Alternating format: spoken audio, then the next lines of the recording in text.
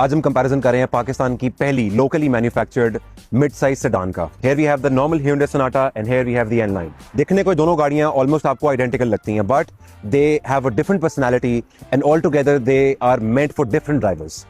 जो Sonata 2.5 है, this is more focused towards comfortable driving. It has a very smooth 2.5 liter engine जो कि mated है 6-speed transmission के साथ and is loaded with the modern features. इस गाड़ी में कुछ चीज़ें आपको मिली थी जो आपको पहली गाड़ियों में नहीं मिलती थी। The number one was इसका fully digital odometer। इसके अंदर जो आपकी seats थी they were automatic, leather and the gear selector was not conventional। ये इस तरह लगता है इन्होंने Honda Insight से उठाया हुआ है।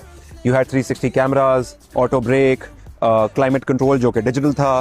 फिर मिड साइज सेडान के अंदर जिसकी हमें आदत ही नहीं थी ऑप्शंस की, Hyundai bought this panoramic sunroof. The leg room was very good for this range. इनके जो डायरेक्ट कंपेटिटर हैं they were traditionally the Toyota Camry and the Honda Accord। वो रिसेंट ईयर्स में इतनी महंगी हो गई और वो लोकल मैन्युफैक्चर नहीं हुई कि जो उसका प्राइस पॉइंट था या जो उसकी परचेज डिसीजन थी that didn't make any sense। But जब Sonata लॉन्च हुई in the 2 liter and 2.5 liter variant, it made sense. This on the other hand presented a different picture altogether। ये गाड़ी launch हुई 2025 के अंदर। जो इसकी स्टाइलिंग थी, it is very bold। जो इसकी फ्रंट की आपको DRL मिल रही है, this is very sleek। ये पूरे फ्रंट पे इसके चलती है।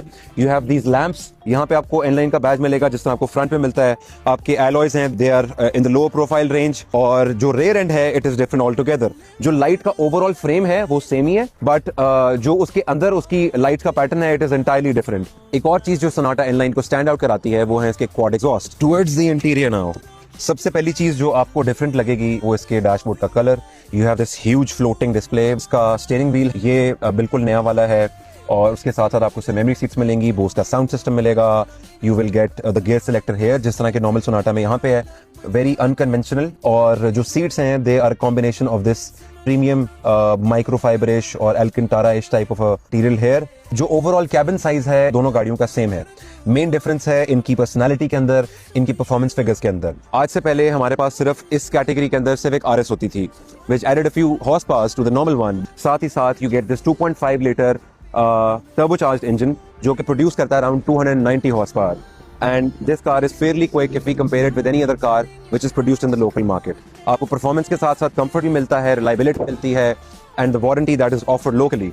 So this was the review or an analysis you can say about both of these Sonatas। ये गाड़ी आप तब लेंगे if you want performance and if you want to spend the extra money, and you will get this car if you only want the convenience of getting a bigger